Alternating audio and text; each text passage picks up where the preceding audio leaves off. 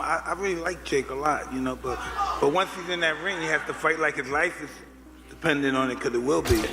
When in your career are you going to actually fight a contender in your weight class and not do gimmick fights? The skill level alone, now of course, there is a size difference, a height difference and all that, but he's just going to struggle so much landing a shot. You know, it's just going to look bad. In a shocking turn of events, boxing legend Mike Tyson made a surprise appearance at the Jake Paul versus Gervonta Davis press conference, sending shockwaves through the room with a fiery warning to the YouTuber-turned-boxer. Tyson didn't mince words. He cautioned, "Jake Paul, fight like your life depends on it," making it unmistakably clear that facing a ruthless fighter like Davis is no game. If you saw Jake Paul's fat body videos, and if you think he's taking his training seriously for you. Listen, I think he's taking it very, very seriously because his health depends on it. And yeah, he's nobody I'm not looking past him. I'm taking him lightly at all. The Jake Paul versus Gervonta Tank Davis fight has become more than just a spectacle. The bout is now officially classified as an exhibition, a designation driven largely by concerns over the massive weight and size difference between the two fighters. The Florida Athletic Commission, for instance, refused to sanction it as a professional bout due to that disparity. Under the newly agreed-upon rules, they will fight 10 3-minute rounds, both men wearing 12-ounce gloves, and knockouts will count. Importantly, the decision will be scored by 2 human judges and 1 AI judge, a new addition designed to inject greater objectivity into the outcome. The Jake Paul versus Tank fight is getting really weird. Gervonta looks scared for his life because the rules are out. They're crazy.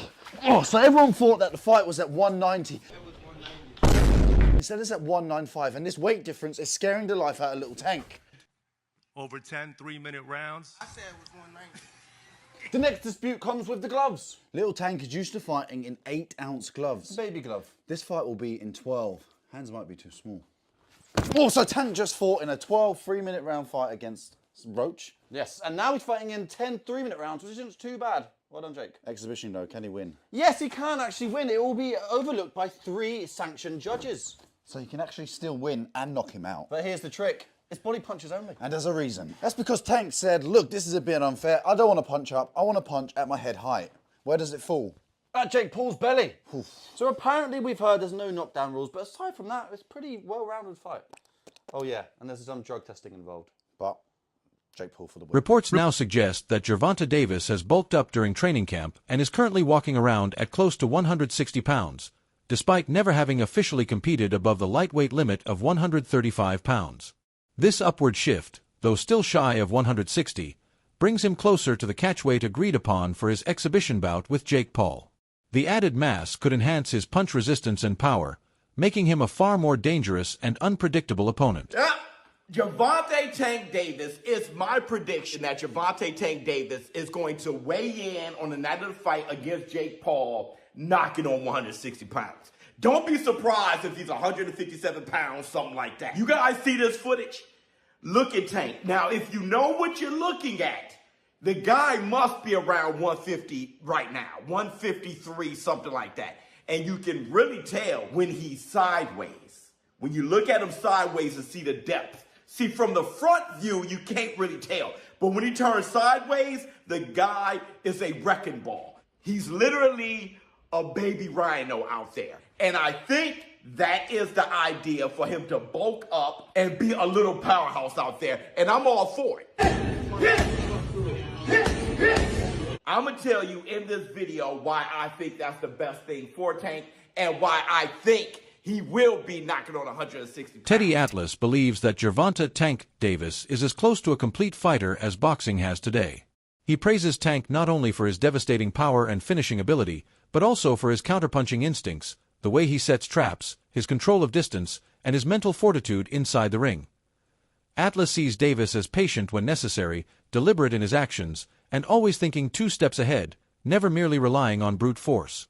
In his view, these qualities make Davis the one boxer among the elite lightweights who possesses all the tools needed to potentially defeat someone like Jake Paul, whose style is still developing and whose record, while improving, doesn't yet reflect elite technical refinement. The only other time he was in, for the fans to get mad with that, was against Fury's Tommy Fury, but it wasn't that level, obviously, and all the size things you just rightfully pointed out. But he would have been in there with, I mean, it seemed crazy. You're going to go in there with a guy who was a two-time heavyweight champ and a gold medalist? Wow.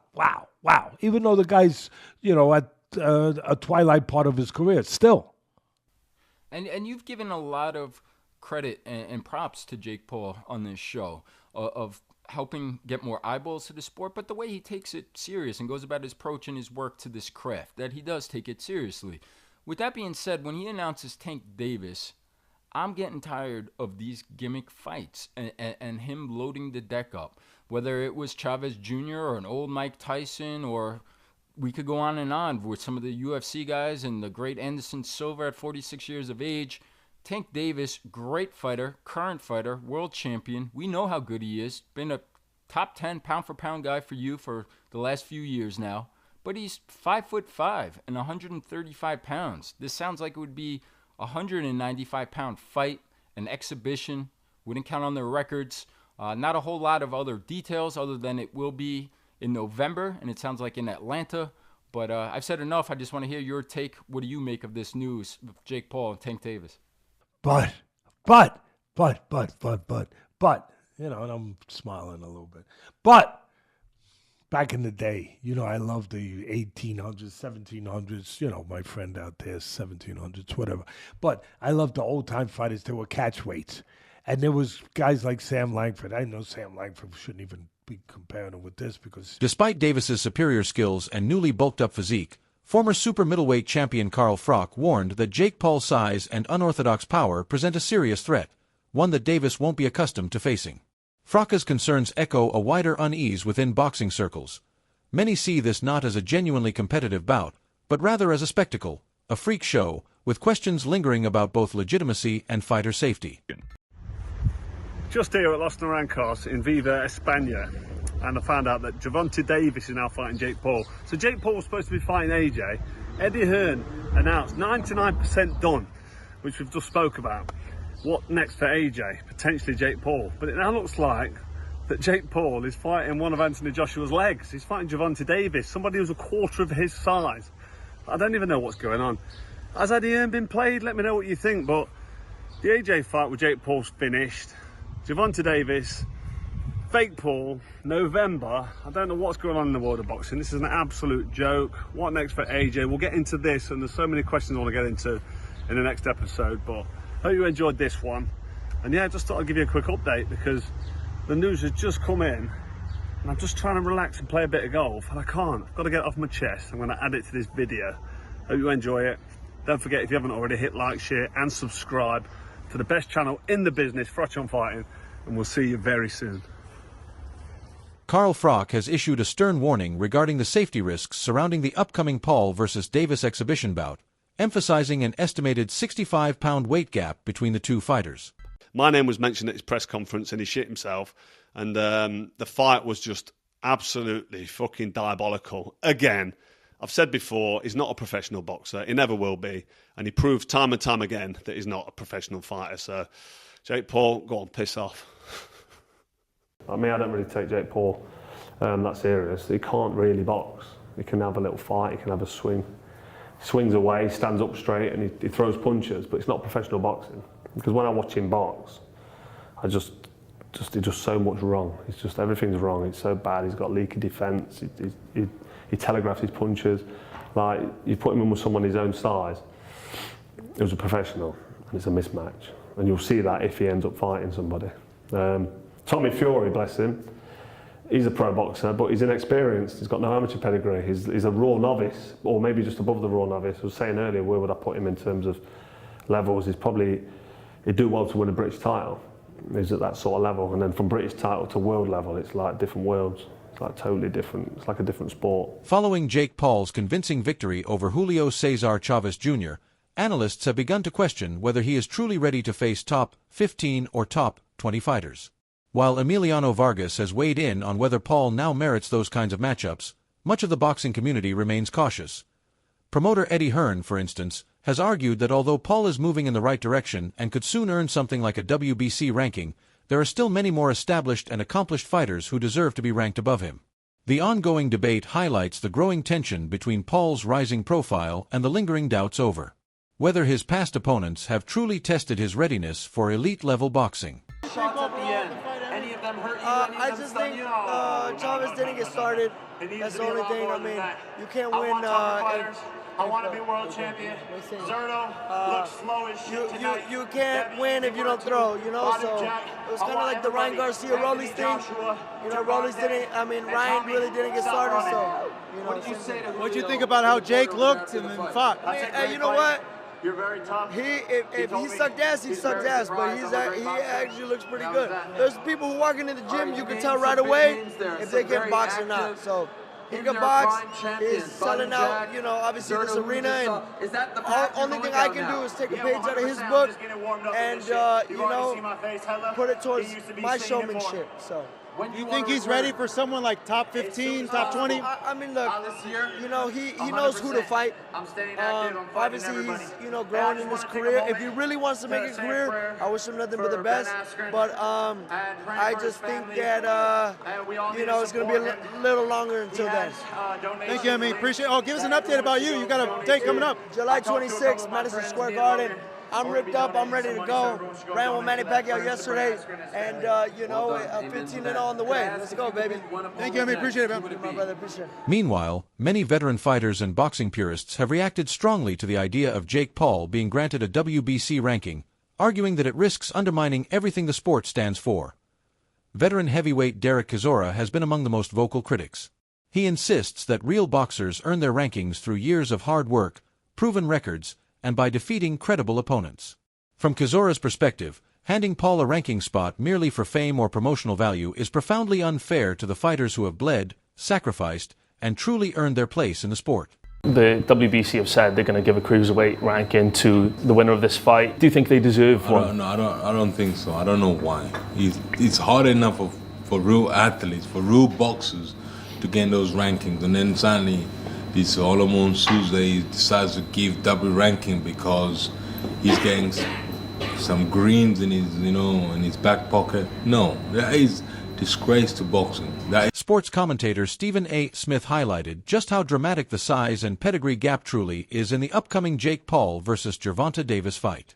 While Jake Paul typically weighs north of 200 pounds, Davis is a lightweight champion, creating a massive disparity that hasn't gone unnoticed by fans or critics alike.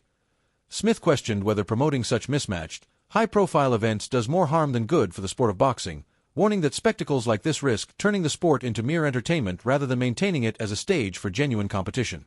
I can't buy the hype at this particular moment in time. Now, I'll give Jake Paul credit for this. At least he's in the ring with a boxer. But 57 years old is 57 years old. And 57 years old and formally walking into a UFC fight as an audience member, as a patron with a cane, it's hard to me believe a year later that you're going to be in any condition to really, really fight. I hope I'm wrong, but I don't know.